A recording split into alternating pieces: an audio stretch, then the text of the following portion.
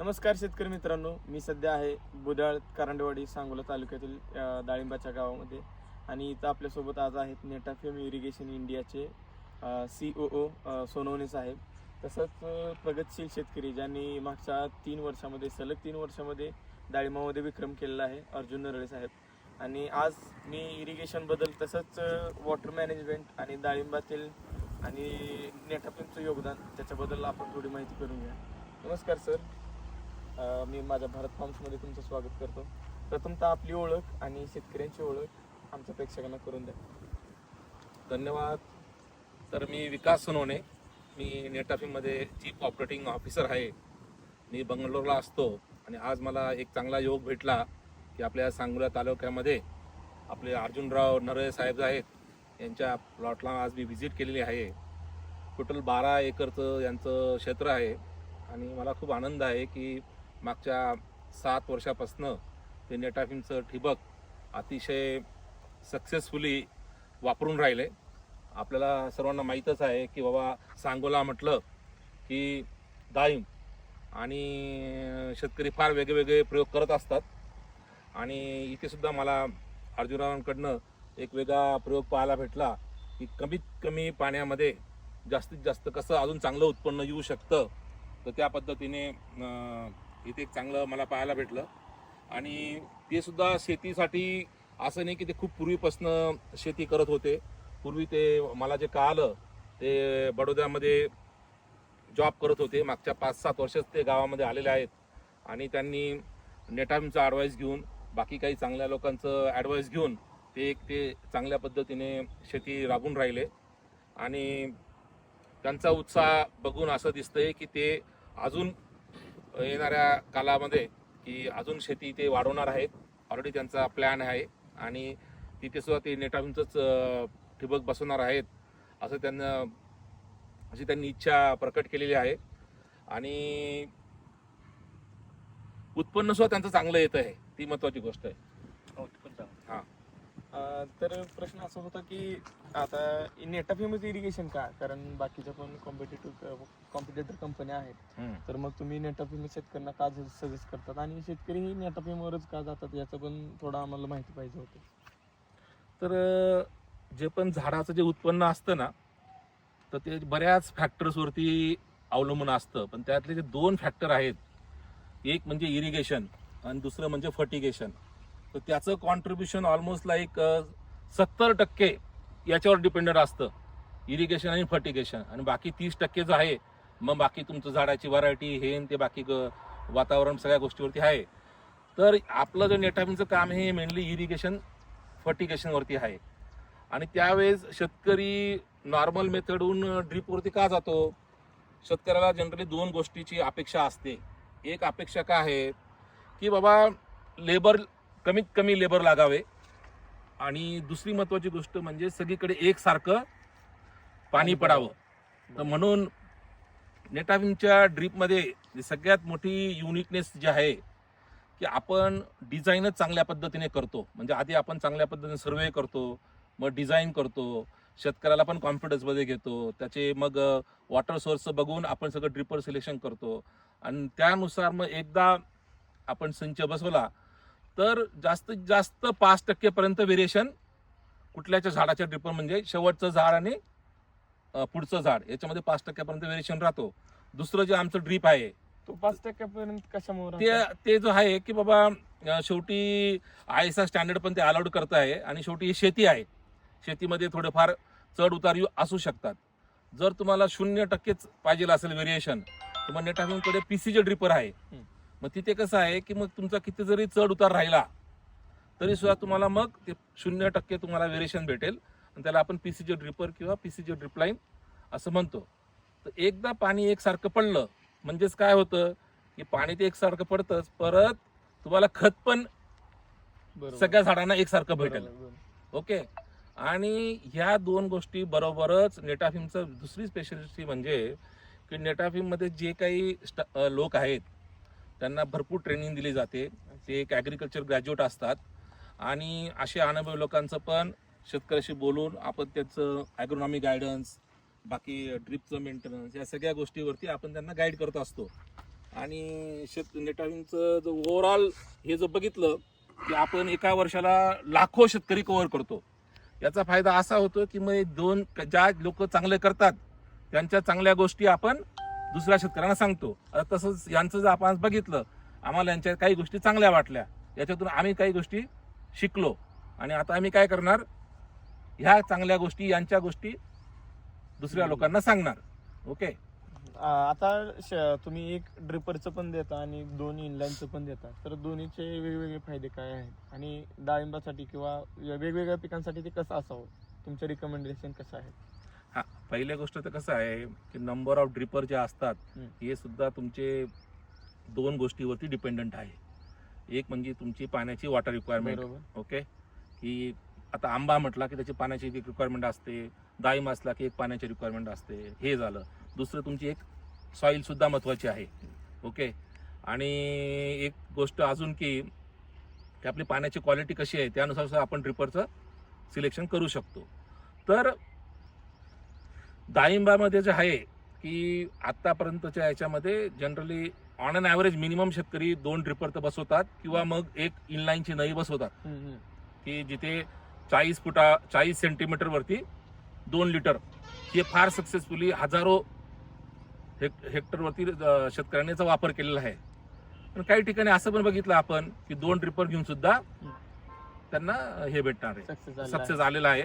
यांची सुद्धा रिक्वायरमेंट अशीच आहे की याची मे बी आता काही सर्टन पिरियड साठी ते 1 ड्रिपर वापरून राहिले, पण नंतर ते त्यांनी एक सोय करून ठेवली आहे की दुसरं ड्रिपर सुद्धा ते पीक वॉटर रिक्वायरमेंट राहील तेव्हा ते लोक ते ऍड करणार आहेत. ते तर आता नेटाफिमचं तुमचं ऑटोमायझेशन पण आहे आणि ऑटोमायझेशन मध्ये आता शेतकऱ्यांना काय होतंय की पावसाच्या दिवसामध्ये किंवा इतर वेळी काय प्रॉब्लेम असल्यामुळे किंवा बाहेर गेल्यामुळे त्यावेळेस पाणी देण्याची अडचण होते, फर्टिगेशनची पण अडचण होते. तर त्यासाठी तुम्ही ऑटोमायझेशन जे आणले आहे तर त्याचा कसा शेतकऱ्यांना फायदा होईल आणि गव्हर्नमेंट त्याला काय मदत करत आहे? राईट. तर ऑटोमेशनच्या बाकीचे टेक्निकल गोष्टी आमचे कलिग जे आहेत राजकारण माई हे बोलतीलच. फक्त मी एकच म्हणतो, आता यांचं बघा, यांनी शेती सुरुवात केली आता 12 एकरने, नंतर परत ते अजून 12 एकर वाढून राहिले, अजून ते 12 एकर करणार आहेत, असं यांचं क्षेत्र वाढणार आहे. मग तेव्हा त्यांना अडचण होईल की त्यांचं जे काही त्यांनी एक्सपर्टाईज गेन केलंय की मग त्यांना लक्ष द्यायला तर अवघड होईल. ऑटोमेशन काय करतं की मग बरोबर तुमचं किती पाणी, किती खत, EC, pH या सगळ्या गोष्टी व्यवस्थित ते मॉनिटर करतं. लेबर परत कमी लागतात. आणि ऑटोमेशनमध्ये जे आहेत की आपलं आपण नुसतं फर्टिगेशन तर ऑटोमेशन करू शकतो, पण इव्हन फर्टिलायझर सुद्धा आपलं फिल्ट्रेशन सुद्धा आपण ऑटोमेशन करू शकतो. म्हणजे जे शेतकऱ्याला नेहमी साफ करावं लागतं फिल्टर, ते सुद्धा त्यांचं फिल्ट्रेशन ऑटोमेशन होईल. तर ऑटोमेशनचे बरेच फायदे आहेत. राजकुमार माई साहेब येतील आणि ते अजून आपल्याकडले कुठले कुठले फर्टिगेशन आहेत त्याच्याबद्दल ते कल्पना देतील. ओके. तर ऑटोमेशन ही सध्या काळाची गरज आहे आणि शेतकऱ्यांची नीड होत चाललेली आहे. तर ऑटोमेशन जसं साहेबांनी सांगितलं त्या पद्धतीने वेगवेगळे ऑटोमेशन आपल्याकडे आहेत. काही लोक जे काही हेड युनिट आहे बाबा ते फिल्टर साफ करावं लागतात, ग्राउंड फिल्टर साफ करावं लागतात, तर त्याच्यासाठी एक छोटं ऑटोमेशन आपल्याकडे आहे. ते फक्त फिल्टर युनिटच साफ करेल. कारण माणूस शेवटी माणसावरती जर आपण अवलंबून राहिलो आणि त्यानं वेळेत ते साफ नाही केलं तर मग आपल्या ड्रिप सिस्टीमला किंवा पाईपलाईनला किंवा मोटरला प्रॉब्लेम येऊ शकतात. त्यामुळे ते फिल्टरचं आता ऑटोमेशन आपण करतो. त्याच्यानंतर दुसरं जे ऑटोमेशन आहे, समजा एखाद्या शेतकऱ्याला खताचं ऑटोमेशन करायचं नाही, फक्त इरिगेशन वॉल ऑन ऑफ करायचे, तर ते वॉल ऑन ऑफ करायचे त्याला आपण म्हणतो इरिगेशन ऑटोमेशन. ते पण आपल्याला कंट्रोलर बसवून इरिगेशन ऑटोमेशन करता येईल. त्याच्या पुढे गेलं तर मग आपल्याला फर्टिगेशन ऑटोमेशन. आता फर्टिगेशन ऑटोमेशन मध्ये वॉल तर तुमचे पाण्याचे बंद चालू होतील, त्याच्याबरोबर खत सुद्धा आपल्याला कोणतं खत कोणत्या व्हेंचुरीतून किती वेळ द्यायचंय ते सगळं आपल्याला त्याचं नियोजन आपल्याला प्रोग्राम त्या कंट्रोलर मध्ये भरता येत आहे. त्याच्यानंतर त्याच्या पुढचं आणखी एक ऑटोमेशन आहे की ज्याच्यामध्ये आपण EC आणि pH कंट्रोल करतो. आता ह्याच्यामध्ये जो EC आहे, मूळ EC, त्याच्यात आपल्याला बदल करता येत नाही, पण EC मॉनिटर करता येते. समजा आपल्या पाण्याचा EC वाढत असेल तर आपल्याला मग खत त्या पद्धतीनं बदलून आपल्याला तो EC कंट्रोल मध्ये ठेवावा लागते. कारण इलेक्ट्रिकल कंडक्टिव्हिटी ह्याचं जर पर्सेंटेज वाढलं तर झाडाला खत वगैरे अपटेट होत नाहीत. मग बरोबर. त्याचा परिणाम आपण खतं जरी किती घातली हम्म. तर ती वाया जातात, म्हणजे झाड घेत नाही. दुसरा पीएच जो आहे तो पूर्ण आपल्याला कंट्रोल करता येतो बरोबर त्याच्यात. बरोबर. जर एखादं पीक ऍसिड बेस असेल, म्हणजे ज्याला बाबा ऍसिडिक वॉटर लागणार आहे, हा.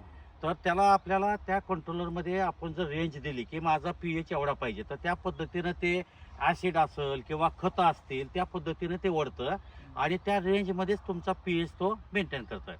समजा आपण उद्या आले खुराप लावलं, आले खुरापला काय आहे की 6 pH पाणी असेल तर अद्रक अतिशय चांगल्या प्रमाणात येते. पण आता ते मॅन्युअली आपल्याला कंट्रोल करता येत नाही. बरोबर. पण ऑटोमेशन जर असेल तर आपल्याला तो 6 pH जो आता Maintain पाण्याचा करता येतो. न्यूट्रल 7 आहे, 7.5 आहे, तर तो आपल्याला 6 pH पर्यंत आणता येते. बरोबर. तर ह्या ऑटोमेशनचे सायंटिफिकली वेगवेगळे बेनिफिट आहेत. दुसरं महत्त्वाचं काय झालं की आपल्याला आज सगळ्यात मोठा प्रॉब्लेम लेबरचा आहे, बरोबर. बरोबर. दुसरं इलेक्ट्रिसिटी. समजा रात्रीचं शेड्यूल असेल तर शेतीमध्ये जाऊन वाल बंद चालू करणं किंवा रात्री लाईट 12 वाजता आली तर वाल बंद चालू करणं किंवा फिरणं हे अवघड होते शेतकऱ्याला. नाही तर शेतकऱ्याची रात्रीची झोप खराब होते. ऑटोमेशन असं आहे की ऑटोमेशन काय करतं की पंप चालू करण्यापासून तुमचे फिल्टर साफ करणे, त्याच्यानंतर शेतातले वाल ऑन ऑफ करणे आणि काम झाल्यानंतर तुमची मोटर बंद करणे. दुसरं त्या ऑटोमेशनमध्ये असं आहे की एखादा समजा कुठं पाईपलाईन लीक असेल, आपलं पाणी जास्त चाललं तर ते सुद्धा आपल्याला अलार्म देतं. अलार्म दिलं की आपल्याला कळते की बाबा ओव्हरफ्लो व्हायला लागलंय. पाणी जर कमी जात असेल तरी सुद्धा आपल्याला सिग्नल देतं की तुमच्या ह्याच्यामधून पाईपमधून पाणी कमी चाललंय, म्हणजे मग आपल्या फुटवॉलला काय अडकलंय का, काय मोटरमध्ये प्रॉब्लेम आहे का, हे सगळं आपल्याला समजतंय. दुसरं जेवढं मोठं क्षेत्र असेल, एक माणूस 200 एकरचा फार्म असू द्या, 100 एकरचा फार्म असू द्या, फक्त एक माणूस ऑटोमेशन मध्ये एका जागेवरून एका इरिगेशन रूम मधून सगळं कंट्रोल करू शकते. बरोबर. आज आपण पाहिलं तर 10 एकरला 15 एकरला आपल्याला प्रत्येकाला एक एक माणूस ठेवावा लागते आणि प्रत्येक आज माणसं मिळणं बी अवघड झाले शेतीसाठी. आणि जरी आपल्याला भेटला तर त्यांची पर इयर कॉस्ट जर काढली तर 3-3 लाख रुपये आपल्याला पे करावं लागते. तर ह्याच्यामध्ये ऑटोमेशन मध्ये काय आहे की ऑटोमेशन बी आपण एवढं सिम्पल बनवलंय, ज्या लोकांना मोबाईल वापरता येते, 10वी शिकलेला असू द्या, तुमच्यासारखा माणूस असेल, तुम्ही आज मोबाईल वापरताय तर तुम्ही सुद्धा त्या कंट्रोलर मध्ये प्रोग्राम करू शकता, तुम्ही सुद्धा ऑपरेट करू शकता. एवढं सोपं ऑटोमेशनचं आपण त्याच्यामध्ये युनिट आणलेलं आहे. आणि ह्याच्यामध्ये मग छोटे मोठे क्षेत्राप्रमाणे आपण काय करतो की साहेबांनी जसं मगाशी सांगितलं की आपण डिझाईन करून आपल्याला कुठल्या पद्धतीचं ऑटोमेशन पाहिजे ते आपण ऑटोमेशन देतोय. त्याच्यानंतर आपल्याला एखाद्या वेळेस काही खतं शेतकरी जास्त प्रमाणात सोडतात आणि त्याच्यामुळे काय होतं पिकाला टॉक्झिसिटी म्हणजे विषासारखं होऊ शकतं, तर ते सुद्धा कंट्रोल आपण ह्या ऑटोमेशन मधून करू ते कसं शकतो. कंट्रोल करणार टॉक्सिटीचं? त्याच्यामध्ये काय आहे की आपल्याकडे जे काही सेन्सर आहेत त्याच्यामधून सेन्सर मधून आपल्याला इन्फॉर्मेशन भेटते की बाबा हे फर्टिलायझर जास्त झालेलं आहे किंवा आपल्याकडे जे आता तुम्ही फसल सारखं युनिट आता ह्याने बसवलंय त्याच्यामधून जसं वेदरची माहिती भेटते तसं आपल्या कंट्रोलर मधून आपण जर योग्य प्रमाणात नत्र किती पाहिजे तेवढंच दिलं, फॉस्फरस किती पाहिजे तेवढंच दिलं आणि पोटॅश किती पाहिजे किंवा मायक्रोन्यूट्रिएंट किती पाहिजे हे योग्य प्रमाणात आपण देतोय. बरोबर. आता जर आपल्याकडे ही जर यंत्रणा नसल आणि माहित नसल तर आपल्याला कोणतरी सांगतंय मग एवढं युरिया सोडा, एवढं फॉस्फरस सोडा, एवढं पोटॅश सोडा, मग आपण त्या पद्धतीने देत जातो. पण आपल्या जमिनीत काय आहे त्याचा आपण सॉइल टेस्टिंग रिपोर्ट घेऊन आपण आपलं तिथं ते मॅनेज करू शकतो आणि आपण मग ते शेतामध्ये टॉक्झिसिटी होणार नाही हे आपण हे आपल्या कंट्रोलमधून करू शकतो. मग आपण आपल्या कंट्रोलरला कोणतं खत किती द्यायचंय, आपला हा सगळा प्रोग्राम किलोमध्ये आहे. आता मॅन्युअली लोक खत पोत्याने देतात, बरोबर. आपला जो ऑटोमेशनचा पार्ट आहे त्याच्यामध्ये आपण हे खत जे देतो ते किलोमध्ये देतोय आणि जसं ड्रिप चालवल पर डे, एक दिवसाआड चालवलं एक दिवसाआड खत, दररोज चालवलं दररोज खत, म्हणजे प्रत्येक पाण्याच्या थेंबाबरोबर आपण पिकाला आपण अन्नद्रव्य पुरवत आहोत. तर एवढं सांगितलं सगळं ऑटोमेशनचं, पण आता होतंय काय की हे ऑटोमेशन शेतकऱ्यांना परवडण्यासारखं नाही, कारण कॉस्ट भरपूर जात आहेत आणि दुसरं की दुसऱ्या कंपन्या ज्या देत आहेत त्यांचं एवढं म्हणजे ठीक होत नाही, तेवढं प्रॉपर होत नाही काम. तर मग ह्याच्यासाठी तुम्ही काय केलंय? कसं आहे की हे बघा, आपलं जर काम अगदी परफेक्ट व्हायचं असेल तर आपल्याला क्वालिटी प्रोडक्ट वापरणं गरजेचं आहे, जो की जास्त काळ पण शेतकऱ्याकडे टिकला पाहिजे आणि जी काय इन्व्हेस्ट केली त्याचे रिटर्न सुद्धा आपल्याला शेतकऱ्याला भेटले पाहिजेत. मग जर क्वालिटी द्यायची असेल तर थोडी तिथे किंमत आली. आज आपण बघतोय डाळिंब एक्सपोर्ट झालं, आज अर्जुन साहेबांनी 209 रुपये सुद्धा भाव घेतला, बरोबर. का तर फ्रूटची क्वालिटी आहे. क्वालिटी असेल तर आपल्याला थोडे पैसे भेटतात. तसं आपल्याला क्वालिटी ऑटोमेशन घ्यायचं असेल तर थोडे पैसे खर्च होतात. लोकल ऑटोमेशन मध्ये ह्या ज्या गोष्टी आपल्याला जे पूर्ण पाहिजेत, ठीक आहे, सुरुवातीला आपल्याला वाटेल की थोडा खर्च जास्त आहे, पण जेव्हा तो आपण वापरू, जसजसं आपण वापरत जाऊ तसं आपल्याला आपण जी काही इन्व्हेस्ट केली त्याची रिटर्न आपल्याला नक्की 100% भेटणार आहे. तर म्हणजे आपल्याला ऑटोमेशन मध्ये आम्ही बघतोय की द्राक्ष असू द्या, डाळिंब असू द्या, जवळपास 90% प्लॉट हा आपला एक्सपोर्ट होतोय. बाकीच्या ह्याच्यात एक्सपोर्ट व्हायचं प्रमाण जे राहतं ते 60%, कोणाचा 50% एक्सपोर्ट माल होतोय, कोणाचा 70% होतोय. 3 वर्ष बसलाय. हा. बरं बरं तर चांगली क्वालिटी आणि कसं पहिल्या झाडापासून शेवटच्या झाडापर्यंत, असं नाही की आपल्या अर्ध्या भागात माल चांगला आहे आणि शेवटी माल हे आहे. तर आपल्याला प्लॉटमध्ये 90% आपलं उत्पन्न कसं एक्सपोर्ट होईल आपल्याला हे ऑटोमेशन मधून त्याचा बेनिफिट होतो. आणि रिटर्न ऑन इन्व्हेस्टमेंट जे आहेत ना, मी सांगतोय की 3 वर्षात ऑटोमेशनची कॉस्ट नील होते. आता याच्या शासनासाठी काय, शासनाच्या याच्यासाठी काय मदती आहेत किंवा अनुदान काय आहे शासनाचं याच्यावरती? आता शासनाच्या बाबतीत जे आहेत, आमचे वरिष्ठ मामूलकर साहेब आहे ना, ते शासनाशी खूप जवळीक काम करतात.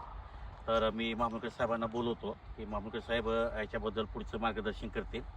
नमस्कार, माझं नाव कृष्णात महामूलकर. सेंट्रल आणि नॉर्थ इंडियाचा बिझनेस प्रमुख म्हणून मी काम करतो. नेटाफिम जी आहे ना, 1965ला शेतकऱ्यांनी शेतकऱ्यासाठी चालू केलेली कंपनी आहे. म्हणजे ही जरी मल्टीनॅशनल कंपनी असली तरी 400 शेतकऱ्यांची कंपनी आहे आणि आपण शेतकऱ्यांसाठीच काम करतो. आता जर महाराष्ट्रामध्ये आपण जर विचार केला तर पहिली गोष्ट म्हणजे ठिबक सिंचनासाठी केंद्र व राज्य शासन मिळून ठिबक सिंचनाची स्कीम आहे.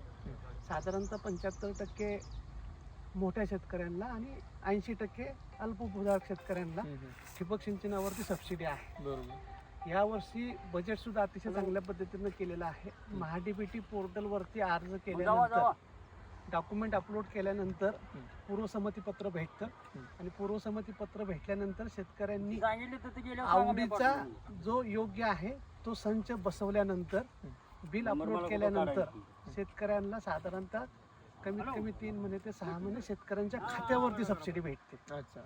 आणि सांगायला इथं अभिमान आहे की केंद्र शासनाची सबसिडी 45-55% आहे. परंतु आपलं राज्य शासन इतके वर्ष पॉप्युलर असून सुद्धा 25 आणि 30% ॲडिशनल सबसिडी शेतकऱ्याला देऊन आहे ना, शेतकऱ्यांना खरोखर चांगलं काम करत आहे. शेतकऱ्यांना माझी फक्त एकच नम्र विनंती राहील की ॲप्लिकेशन महाडीबीटी पोर्टलवरती करून पिकाला लागण्याच्या अगोदर पूर्वसंमती पत्र जर घेतली तर योग्य वेळेस तुम्हाला संच बी उपलब्ध होईल आणि सबसिडी सुद्धा भेटेल. थँक्यू सर, मी दिलेल्या माहितीबद्दल मी नेटाफिम टीमचं तसंच अर्जुन नवळे साहेबांचे मी आभार मानतो. कंपनीचे प्रतिनिधी तर बोललेले आहेतच. आता तर आपण आता शेतकऱ्यांची पण प्रतिक्रिया जाणून घेऊया की नेटाफिम वापरल्यामुळे त्यांना काय फायदे झाले आहेत. नेटाफिम वापरल्यामुळे तुम्हाला काय काय फायदे झाले आहेत? फायदा आतापर्यंत आपल्या शेती तेल कवान आहे, म्हणजे एकदम क्लिअर आहे. पाण्याचा वापर योग्य प्रमाणात होतो? योग्य प्रमाण झाला. इथून पुढं म्हणजे असं मोरबी आम्ही आता शेती करणार तर ते नेटापेनच वापरणार. बरोबर. नेटापेनचा आपल्याला पहिल्यापासून अनुभव आहे, दुसऱ्या ठिबकचा आपल्याला अनुभव नाही. चालेल, धन्यवाद. धन्यवाद.